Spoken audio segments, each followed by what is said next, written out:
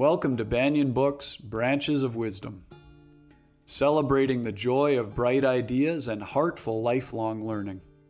Branches of Wisdom is a series of intimate conversations with the world's most influential authors and visionaries. We explore spirituality and the human mind, ecology and culture. Most episodes are recorded with a live audience. You can join our live events and submit questions to your favorite guests. Check out our upcoming schedule at banyen.com. Since 1970, Banyen Books has been a rich oasis at the crossroads of wisdom and philosophy, offering resources for humanity's evolving paths. We're a locally owned, independent bookstore in the heart of Vancouver's Kitsilano neighborhood. Visit us in person or shop online at banyen.com. Please subscribe, follow, like, and leave your reviews for the podcast. And now, enjoy.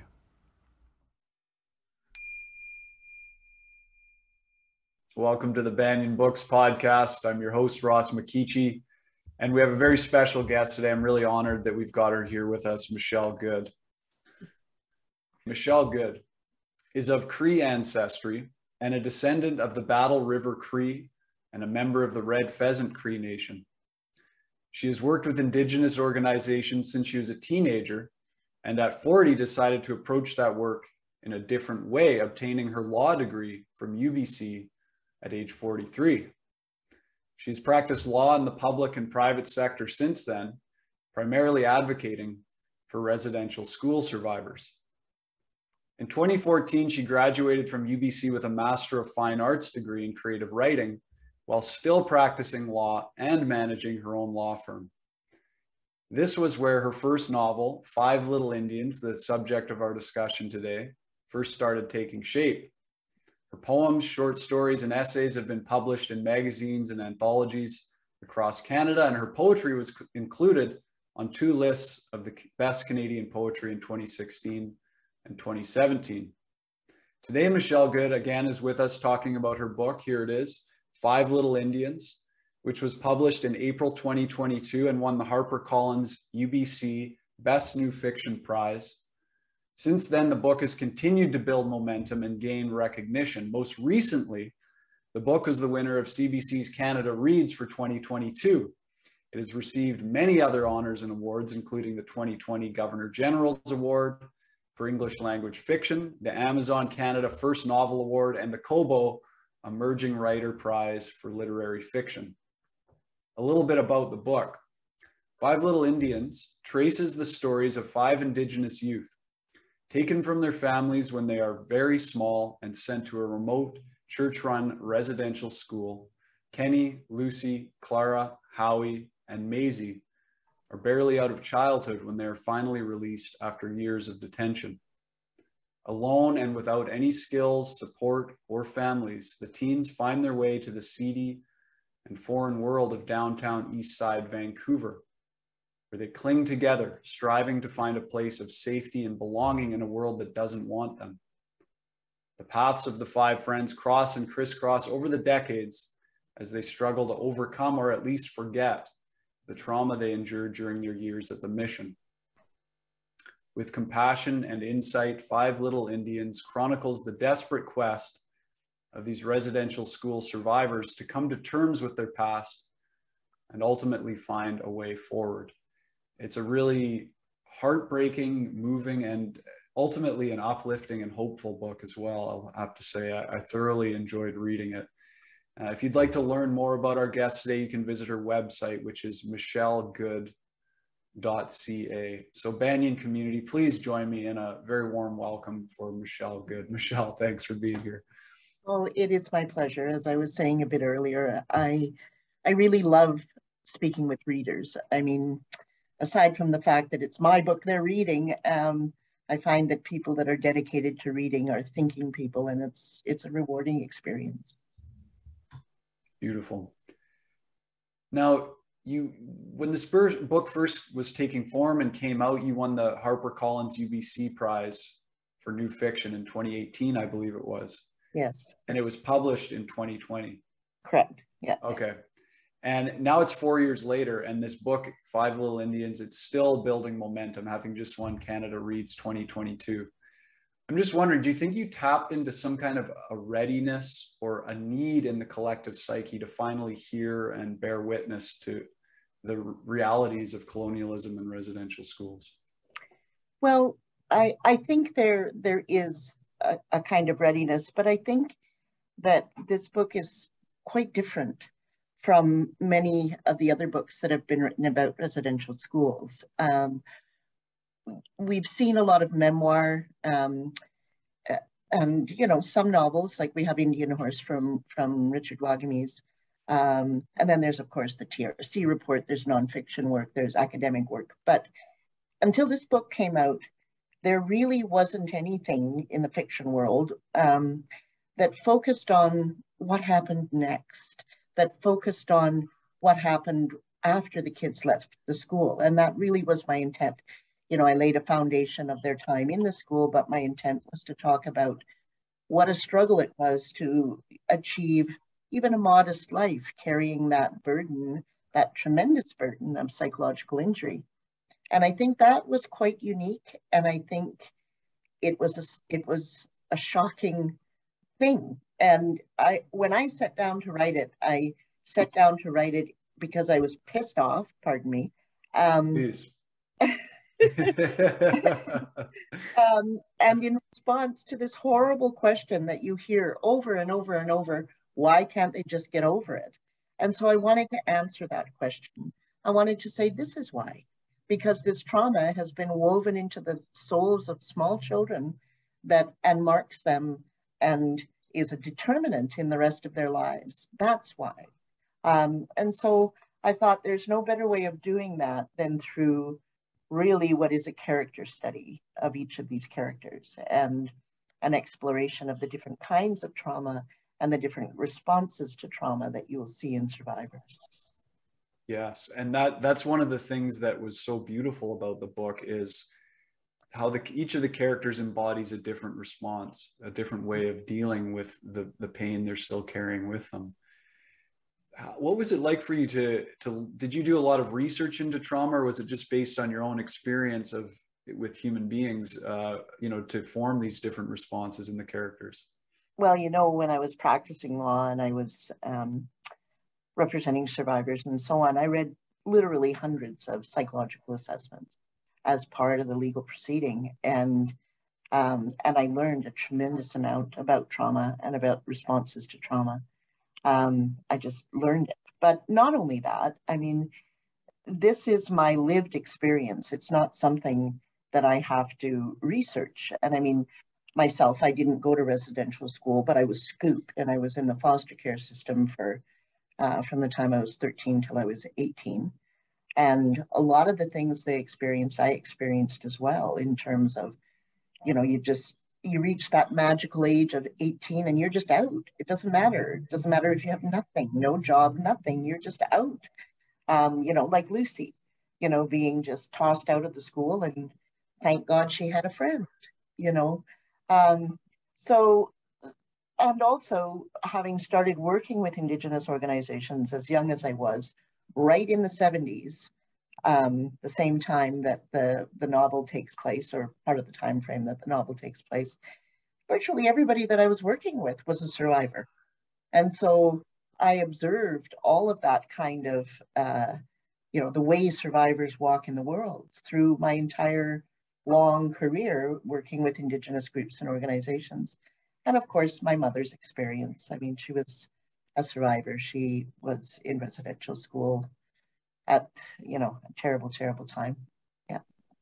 Yeah, that, you know, I wanted to ask you in the acknowledgements at the back of the book, first you give thanks to your father. His name is William Stanley Stiff, right? Yes, yeah. And for giving you thank him for giving you a fascination for language, a drive to understand the power of words, and a love of reading.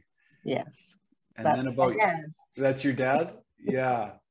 And then about your mother, you say, may this be a tribute to my mother, Martha Eliza Sunias Stiff, who lived through the hell of one of these schools. Her tenacity taught me courage. Her stories echo here. And they do. The story of Lily is true. Lily, the little girl who hemorrhages to death from tuberculosis. Lily went to the school my mother went to, and my mother watched her hemorrhage to death on the playground at that school. And when you do a little bit of research, I had contemplated doing an LLM, a master's in law, and did a bunch of research about, you know, the beginnings of the schools and so on. Then I decided, I don't want to do that. But, you know, if it's, and that was when doing this kind of research was very labor intensive in terms of actually going to the libraries, the archives, you know, sifting through the dusty bits and bytes, so to speak. Now all of this is so easily accessible online. But Duncan Campbell Scott, who was the superintendent of Indian Affairs in the early 20th century, when he was told by his chief medical officer that upwards of 50% of kids were dying in these schools because of tuberculosis, his response was that, I can almost quote it exactly, so this is a kind of exact but not quote. He said, while it's true that the children die in the schools much easier than they do in their villages, that in and of itself is not enough for a change in our policy. We will not stop until there is not one Indian that hasn't been absorbed into the body politic, and there is no Indian problem and no Indian department. I want a final solution. And it's shocking that it was Canada, it was a Canadian official who first coined the term final solution, well before Hitler. Yeah. It's shocking and horrendous, really. Yeah. Yeah. Yeah. Worth giving a moment to that statement, actually. Yeah. And, you know, my mother, because these schools sort of went under many names, you know, they went under mission schools, residential schools, Indian boarding schools. And I grew up in a non-Indigenous community as my mother lost her status when she married my non-Indigenous father. And, you know, so I would occasionally hear her say something about boarding school. And, you know, I had this sort of Nancy Drew context of boarding school, like something in France or Switzerland, you know, some upscale kind of thing, right? And then she told me the story about Lily. And I was in this state of shock for a long time, thinking about how could that possibly be? How could that happen to my mother, you know? And so, you know, she told me some stories. She didn't talk about it much because who would want to, you know, talk about the very worst things that happened in their lives. But, you know, it was a terrible, terrible, terrible time. Just awful. Yeah. One of the themes that is brought forward in the book through the character Kendra is intergenerational trauma, and this idea of, you know, the next generation having not experienced residential school, trying to understand their parents' experience and what they went through. Mm-hmm. Can you speak a bit to this issue of intergenerational trauma and how, even though the residential schools are now closed, it's very much still alive and real? Well, you know, you make an interesting point where you talk about the children of survivors, and I have a somewhat different take on intergenerational trauma. People see it in this very linear way. I don't. I see it as being something much more circular, and a trauma that started with the parents and grandparents, aunties and uncles of the children that were taken away. They were traumatized first, right? When that child was taken away. I mean, imagine all you parents out there. Imagine the RCMP and the church representative coming to your door, taking your child and telling you that if you resist, you will be fined or you will be thrown in jail.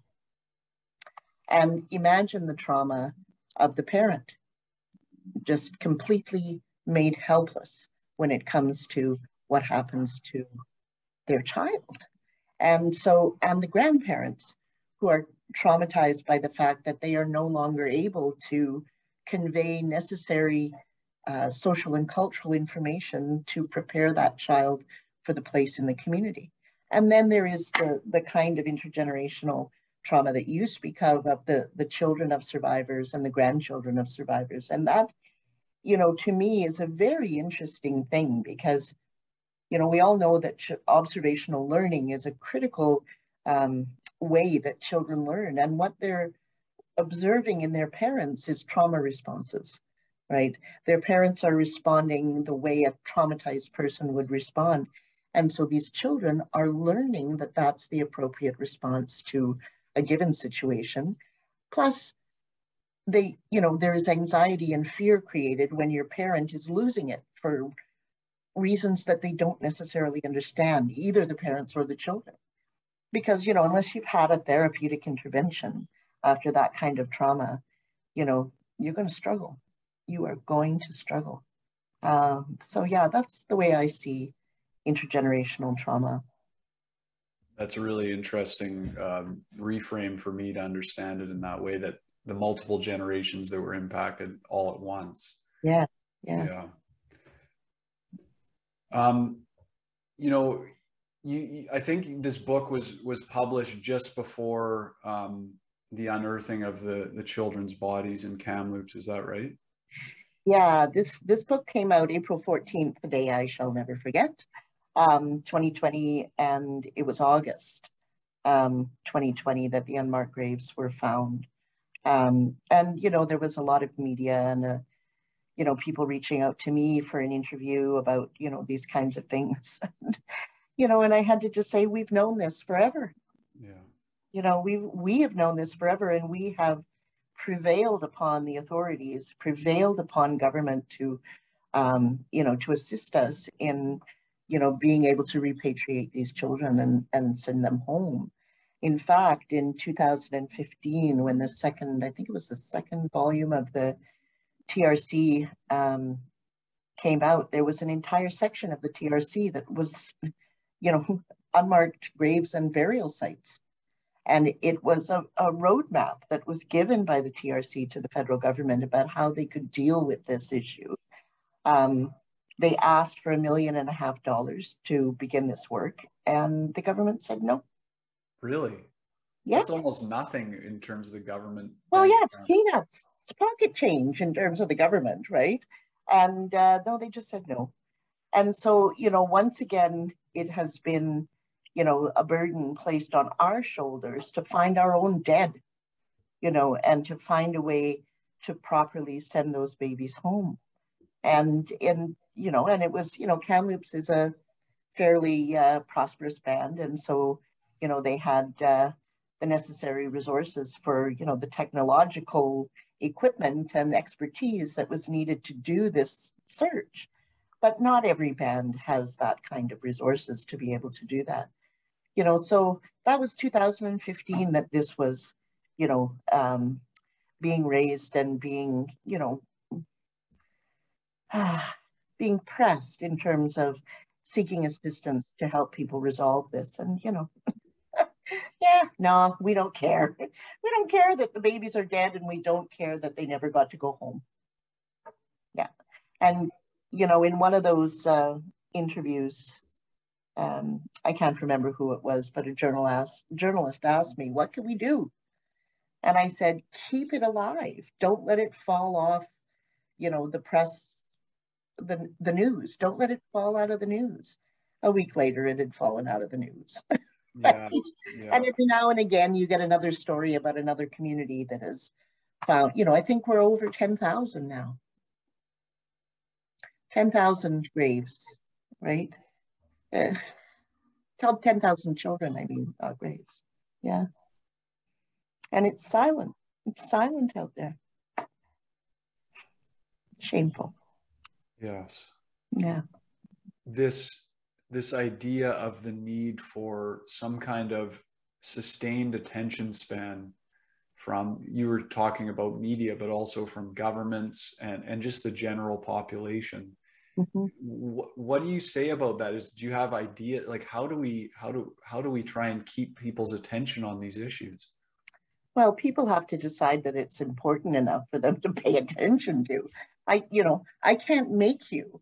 I can't, I can influence you with my work and with my words, but, people have to be willing to be motivated enough inside themselves to raise their voices. And, I use this as an example quite often when I'm speaking that, we are the smallest percentage. We're a tiny percentage of the population in Canada, and we are the most incarcerated, the most likely to commit suicide, the most apprehended, the most awful, every awful statistic, we are the most, okay? Yet, we were able to organize and change the Constitution. We did that, okay? So if we, the disempowered, okay, the, discriminated against the oppressed, if we can do that, imagine what you guys could do if you organized, if your heart was truly in it. Imagine what you could do, what you could influence with your, privilege. And I don't say privilege in a, nasty, vitriolic way at all, but you are reality. It's a reality. It's a reality, right? Imagine what you could do, and please do it. Yeah. Thank you for that, because one of the things I wanted to ask you was this issue around, white or non-Indigenous, mostly white kind of colonial guilt. There's this, I think for most people, whether it's acknowledged or not, there's this underlying shame and guilt around what our ancestors have done and the privilege that we now enjoy on stolen land, basically. Yeah. So what you just said pretty much answers that question. Yeah. How to channelize that. There's everybody that's living, or most people that are living today, had nothing to do with this. And, I'm really quick to say that, because I'm not here to, to scatter blame and bad feelings. That's not my objective in the world. But people need to understand that their wealth, the wealth of this country it exists because of what was taken from us.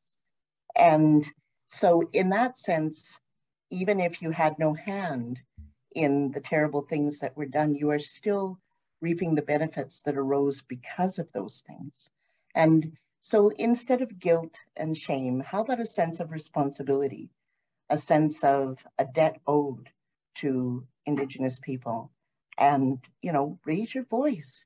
You can be very powerful, in numbers, organize. If it means something to you more than words, then let's see it. Right. A call to action. Yes, ma'am. I mean, sir. Well, you never know these days. Traveling a lot, and I'm oh well, that was fun. Oh yeah, an honest slip of the tongue. A friend of mine who I won't name, but who's an elder in the Seashell Nation here close to where I live, has talked to me about his experiences as a day student at residential school. And, I've asked him, and it seems to be pretty consistent when I talk to leaders in Indigenous communities, that what is needed from non-Indigenous folks is allyship, not pity, not guilt, but allyship. What does that look like? What do you have to say about that? Yeah, I see you have something. So, Dr. Peter Henderson Bryce, I think that some people are familiar with him. He was the chief medical officer of the Department of Indian Affairs, and he was the guy that did a big report about the number of kids that were dying because of TB in the schools. And he said, even in war, you don't see these death rates. It's extraordinary. And he gave his report to Duncan Campbell Scott, who promptly fired him. And he then wrote, some of you might be familiar with a book called A National Crime. Dr. Bryce wrote a long essay called A National Crime, or no, something like that. But anyway, that's where the title came from, A National Crime. And, he coined a phrase where he said, it is shameful how we are treating our allies, okay? And when you think of allies, I want people to think about the fact that the geography of North America, the political and social geography of North America, was in effect created by the allyship of Indigenous people. The Indigenous people were military allies to the French and the English, and their participation in that was influential in how, where the American line was, the French, the role of the French and the English, who won out eventually. That was largely due to, or significantly due to the Indigenous allies. So when I hear people talking about allyship, that's what I want them to think about. Be allies like we were allies, where we were prepared to lay our lives down for our allies. It has to be much more than this woke, I love Indians thing, okay? It has to be an activism. It has to be, something that is actually going to catch people's attention beyond a conversation about a book or a story or how bad we all feel about it. It needs to be tangible, effective, organized. And this kind of action, do you suggest it should be working in collaboration with Indigenous communities, not a colonial or white person group that's just operating on their own? Well, they can work on their own if they want to. I don't think that there's anything mysterious about what needs to happen in terms of reconciliation, which is a word I tend to spell with a W.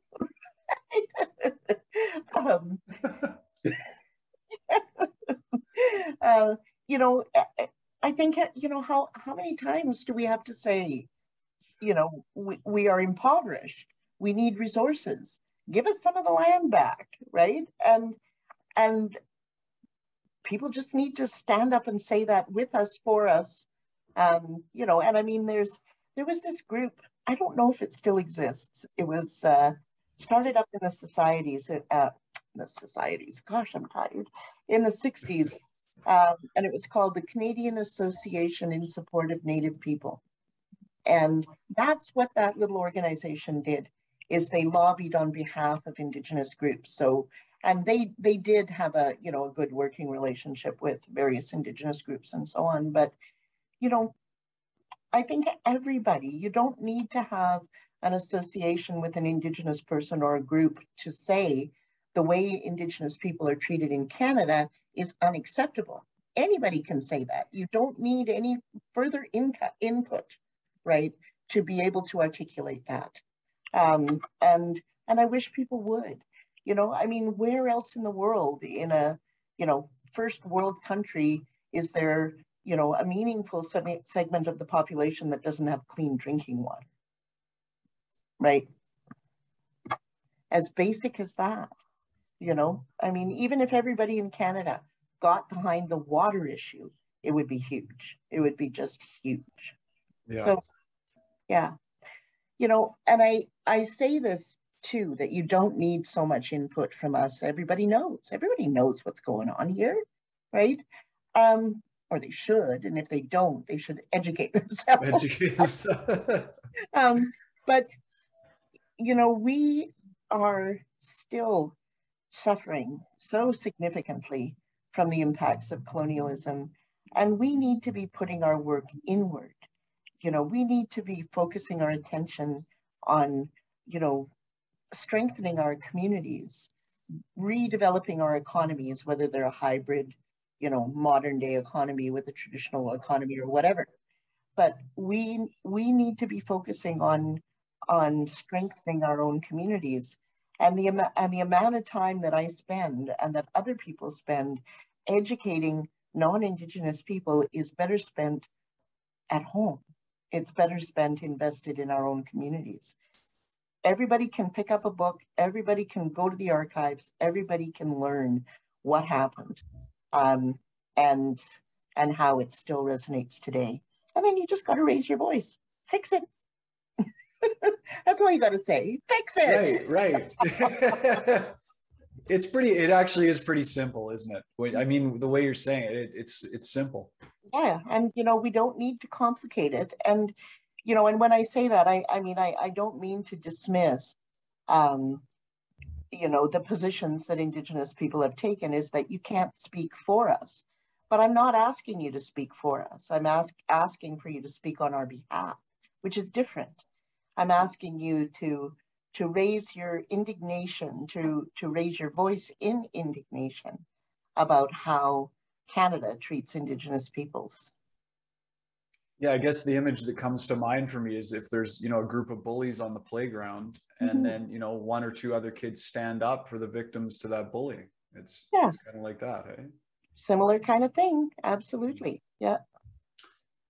Michelle, I listened to your interview with Christian Allaire in the lead up to Canada Reads. It was really nice. And in that, I wrote down a quote. You said, and I've heard this said in other terms before, you said, without truth, there can be no reconciliation. Without truth, there can be no reconciliation. What's the truth that you really wanted readers to understand through this fantastic book, Five Little Indians? Well, as I said, you know, the answer to that question, why can't they just get over it? I really wanted people to understand that this was widespread abuse, traumatic abuse that affected individual people, that tortured them psychologically and left them with such injury over such a period of time, and that it doesn't go away. It doesn't just go away. And I think about the, you know, something like 150,000 kids that went through this system. And I wonder how many of them had access to a psychologist. Not many.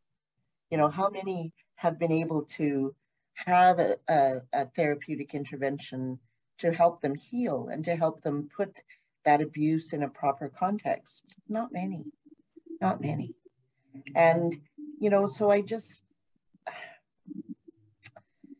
you know, I see the walking wounded, and I just really, really, really wanted to, I guess, inspire a deeper level of understanding and compassion, to not judge people who are struggling as a result. And people that are traumatized are more likely to have issues with addiction, for example, more likely to have issues with rage and with, you know, violence that can be associated with rage, and, you know, less likely to have a successful relationship. You know, these are the impacts of trauma, and the impacts. It's like putting these little time bombs into our communities when kids were able to get home, if they were able to get home. You know, where the seeds of trauma just continue to germinate. And yeah, so I wanted people to understand, you know, that, you know, more and more people are understanding the kinds of things that happened in the school. And I thought it's just time that they understand what happened once the kids left school. Yeah. One of the themes in the book is how the abuse of residential schools leaves the characters feeling as though they're not good enough or worthy enough of real love and care. Yeah. And we see it particularly playing out in their intimate relationships. Yeah. I'm wondering if you could tell us a bit about this theme. Yeah, well, it's true. You know, one of the real impacts of childhood abuse is that you believe that you were worthy of that abuse, and so therefore not worthy of love or affection or, you know, healthy relationships or any of those kinds of things. But, you know, we have Maisie, who is an extreme example of this, where she ends up, well, she has to keep revisiting, which is another common symptom of post-traumatic stress disorder, is where in the absence of a therapeutic intervention, these kids revisit the trauma. It's a compulsive thing to revisit that kind of trauma in this sort of desperate but, you know, uninformed way of trying to resolve it, of trying to figure it out, of trying to make it go away. So we have that Maisie, but we also have it in poor old Kenny. Oh, I love Kenny. Yeah. You know, and, yeah. You know, and what I wanted to convey with Kenny, and I really hope that it came through, is that he saw his experience at the school as life and death. He was running for his life when he was running again and again until he finally succeeds. And then he could never stop running, right? For the rest of his life, he was running.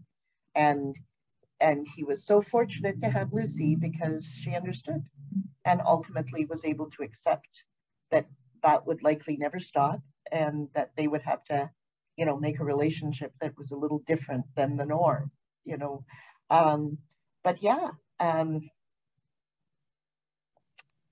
those things, they just continue to haunt them forever and ever and ever. Yeah.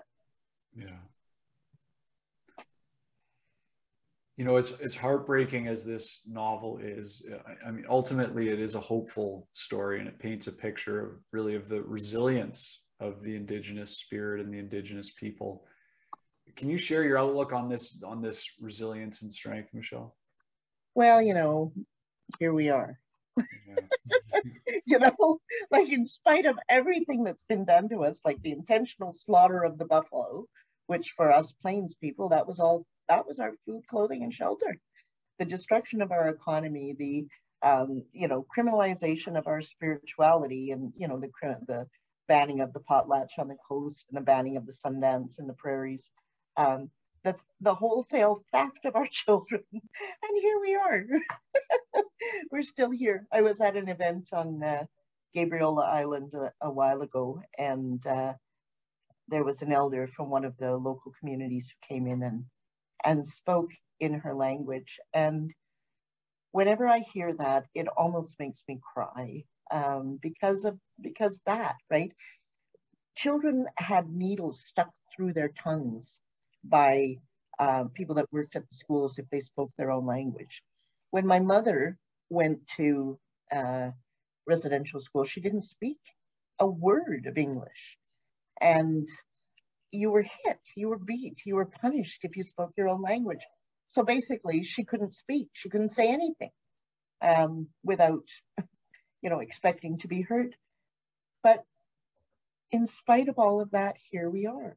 We're here. And so that's, I mean, if you want to think about strength, how you know, we're Herculean, you know, to survive, not only to survive, but to thrive. And we're in a position now where languages are being, you know, reinvigorated, and, you know, our traditions have been, you know, decriminalized, right? And, you know, and we are coming to a point of thriving again. So, you know, how tough are we? Yeah, no kidding. And you know, we had Chief Clarence Louie on the program a couple of months ago, and one of the things he talks about in his book Res Rules is the Indigenous humor, and it comes through to me. It comes through in little bits and pieces in this book too. That how laughter carries the characters through. Yeah. Well, and that's the thing, you know. I mean, we're a funny people to begin with. Right? Well, and I'm serious about that. Like, I don't know if any of you have heard of Wisakichat. He's trickster in the Cree tradition. He's trickster and responsible for creation. And but you know, there are traditional stories that are like based on the, you know, what is the importance of a fart? You know, like there's teachings like like these old teachings that are taught with just the most just infectious humor, like just incredibly hilarious humor. And you know, sadly, it doesn't often translate well from Cree to English or whatever, but just hilarious. And so there's that natural humor in our way of being, absolutely. But it's also a survival mechanism. You know, making things funny takes the power away. You know, and one of the examples that I like in the book is the story, and I think it was Maisie and Lucy, if I remember correctly, where they're talking about the time that Sister Mary's habit got stuck up in her bloomers, right? Yeah. I'm having a good chuckle about that, right? But yeah, and you know, the other time when Lucy's just had the baby, And Claire is asking her, like, what's up with you not asking for the baby for 3 months or for 3 hours, right? And Lucy says, you're going to think I'm stupid. And Clara says, well, I already think you're stupid, so it doesn't matter. And, you know, and how that would not be an insult between them, right? It would be something to laugh at between them, right? So, yeah. But yeah, this book would not have been whole without humor, because it's such a big part of who we are too. Yeah. You know, it really strikes me how it's almost like how alive and real these characters are for you. They're almost like your babies. You know, yeah. What is your relationship to these characters? How did they form for you? Well, you know, they all started with Kenny. The first paragraph that I wrote in the book was about Kenny, and I knew immediately that I was going to need more characters, because one character couldn't carry the whole weight of all of the different types of abuses, all of the different types of responses. And one character does not create a community. And this book is also about community, and the community that these kids create for each other. And so then they just started coming out of the woodwork. Okay, Lucy was a little girl sitting in the cafeteria, and so I just chose her. And but very quickly they became really alive to me. And Clara in particular, I used to feel like she would intervene. I'd be writing away, right? And I would hear her. I'm not crazy, but I would hear her, saying things like, I wouldn't say that, right? Or I wouldn't do that, right? So it's a very interesting dynamic for sure, but they do feel like my little kids. They do. And, the book is finished. It's out there in the world. And that's fine, but they're still around. They're still around, those kids. Yeah. Yeah. I wanted to ask you, Michelle, I understand you've got a number of new projects you're working on in terms of books, and also this book, Five Little Indians, is getting made into is it a mini series for TV? A limited series, yeah. Limited series. Could be anywhere from maybe 8 to 10 episodes, where CBC very generously is funding the development of the script for a pilot. And so that's what we're working on right now. I really don't know, how long it takes to actually have this thing on the air somewhere, but somewhere in my mind, I think it'll be a couple of years. Yeah, so that's happening. Yeah, that's I'm really very excited about that. Yes, very. Yeah. Congratulations on that. That's really wonderful. Thank you. Yeah. And then I got 2 books on the go. One is a collection of essays, the personal essays, not research essays. And so anybody likes listening to me talk about stuff we should be doing, it'll, they'll find that collection easy. Yeah. And then I've got another novel cooking away. So it's kind of writing itself in my head right now. So, yeah. Excellent. That's excellent. And you've done hundreds of interviews, I think, for this book over the last couple of years. How many have you done? Well, I don't know how many I've done now, but 7, like if you count 17 months from when the book was issued or published, I did 221 events related to the book. Yeah. Wow. Yeah. Wow. But this book is a book, but it's also a platform. I get to talk about all sorts of things that are important because of this book, and I'm thankful for it, even if it wears me out. That's wonderful. Yeah. We have some questions starting to roll in. The first one is from Robert, who says, do you have any thoughts on why First Nations resistance hasn't in general taken a more militant form than it has? It has, right?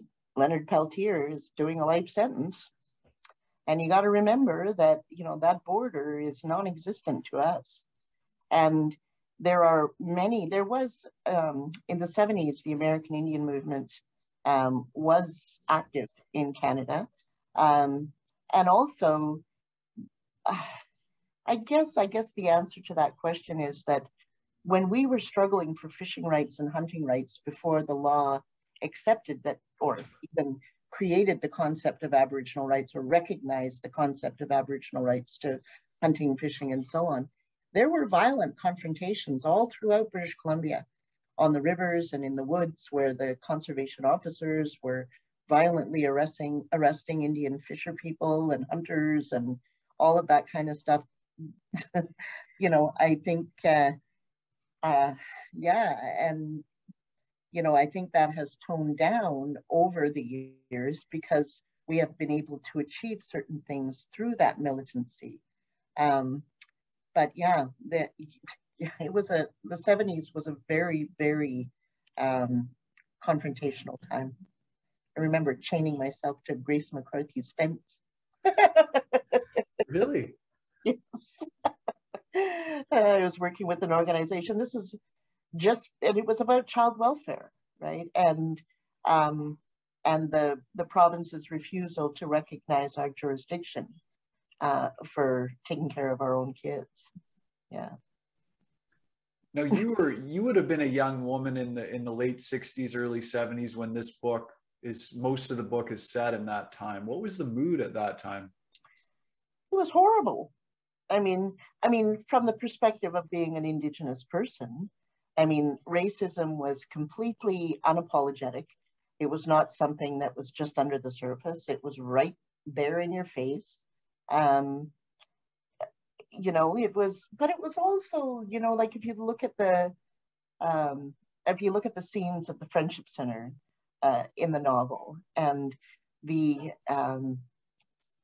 energy of us organizing was beautiful, and it was a formative thing in my life. It changed my life and gave me purpose in life to organize and struggle, you know, to achieve a better situation for us in our own place of being. But yeah, just go back, you know, Google fish wars. Google fish wars British Columbia and see what you come up with. Yeah, we had helicopters and like Gustafson Lake, for goodness sake. Okay, where the RCMP were in their paramilitary force. They blew up a truck. Okay. You look right now at what's going on with the Wet'suwet'en. They're holding the line there in spite of everything. And that's not sitting around a boardroom. That's out in the winter woods, you know, trying to resist that. I just get so annoyed. You know, the word unceded, okay? And this is something people might not know. I'm going to just run rampant here for a minute. Please do. The floor is yours.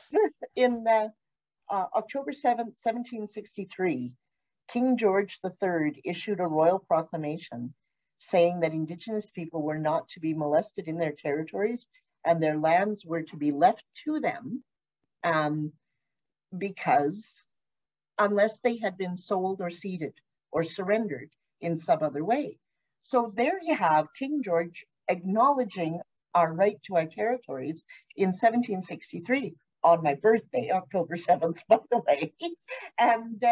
And still, here we are with people, you know, we give these land acknowledgements, right, where they say, you know, the unceded territory of so-and-so and so-and-so. But there seems to be this sort of disconnect, right, when it comes to the Wet'suwet'en. That is unceded territory. But, you know, because the powers that be want the pipeline, we just won't think about that unceded part of things, right? There is a case out of the Supreme Court of Canada that said the Wet'suwet'en territory is their own. So, you know, we talk about what do you want to do? Well, you could do that. You know, you could write letters upon letters upon letters about, you know, asking our government to finally understand what unceded means. So, and to recognize it and honor it. Wouldn't that be nice? Yes. Sorry. No, anyway. no, please. You know, there's a comment from Val, one of our live audience, who says First Nations are the cutting. I think it should say, it's a typo. It should say First Nations are the cutting edge activists at Fairy Creek and Wet'suwet'en, and have been all my memory. I am 74. Yeah, you're right, Val. You're right. Thank you. Yeah. There's another comment here from Mary. She says, "Thank you for writing this book. It has brought me to tears and is a book I have been honored to share with so many friends. As a teenager, I spent time in the Pigeon Park area and ate many a meal at the 2Js working in the area." For those who haven't read the book, those are featured in the book. She says, "I distinctly recall seeing First Nations people sniffing glue behind Army and Navy.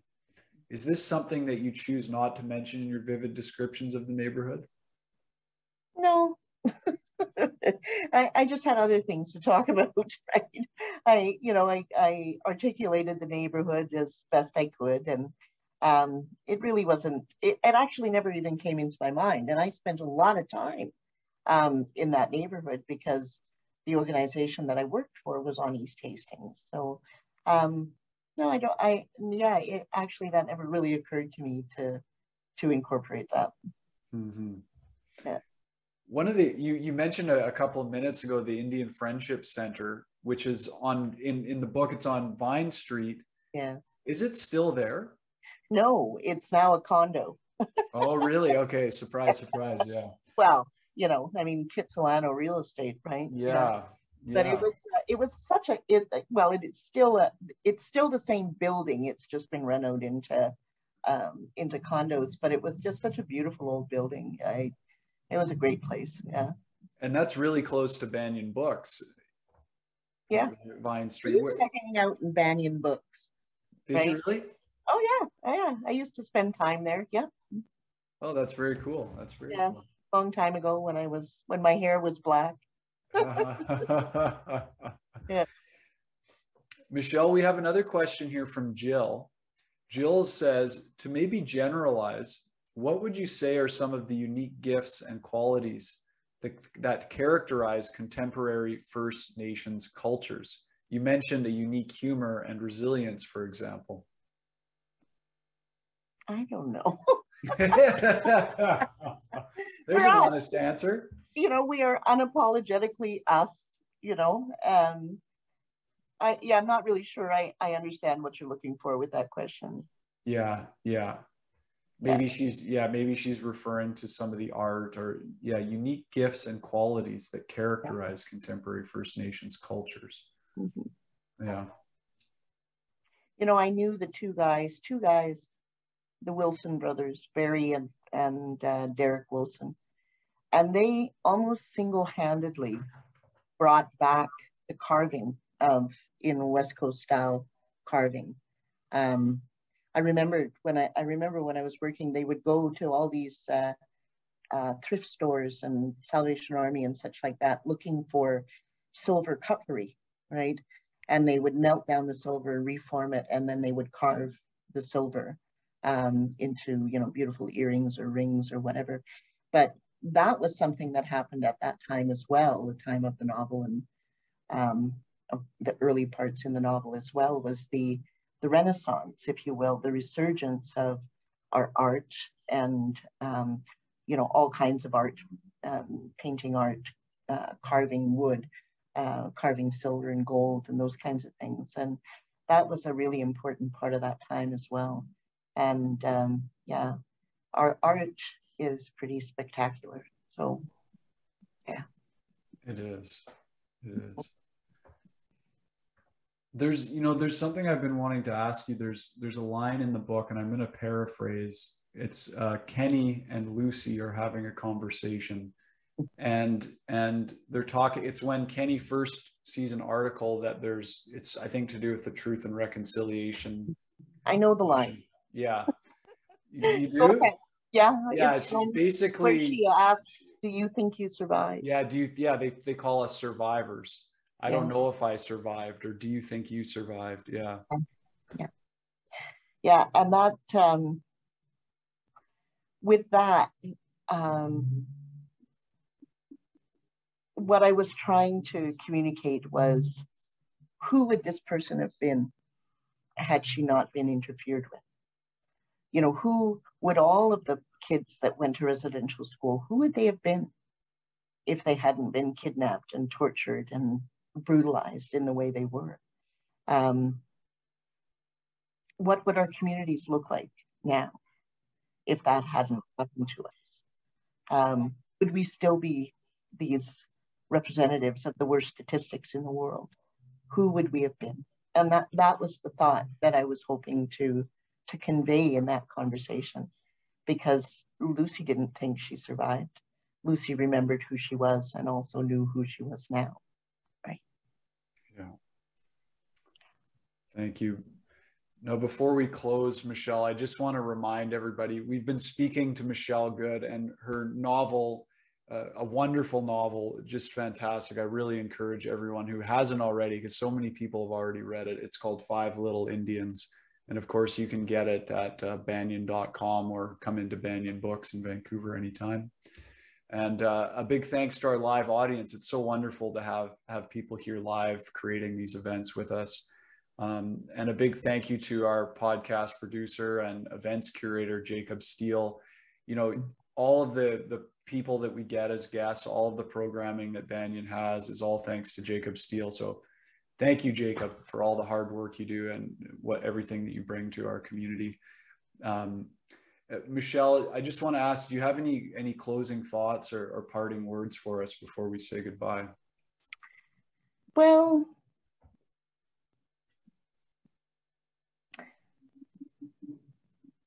don't limit your involvement in this to events like this. These events should be launching off points for activism, and I hope that it will be. Very clear. Thank you so much. It's been a real honor to speak with you today. I'll even say a delight to speak with you today. And yeah, thank you. And you know, I think everybody's probably excited to see your new books coming out and to see the show about Five Little Indians coming out in the next couple of years. Yeah, it should be. Yeah, it's pretty exciting. This, you know, I'm really hoping that the limited series will, you know, will really make a difference. Thanks for joining us for Branches of Wisdom, a podcast of Banyen Books and Sound, Canada's spiritual and healing resource since 1970. Our podcast producer is Jacob Steele. The show is edited by Abdo Habani. And I'm your host, Ross McKeechee. Watch all our conversations on YouTube by searching for Banyen Books, or listen on your favorite podcast platform. Please subscribe, follow, like, and leave your reviews and comments. We love to hear from you. For all our live events, books, and more, visit us at banyen.com.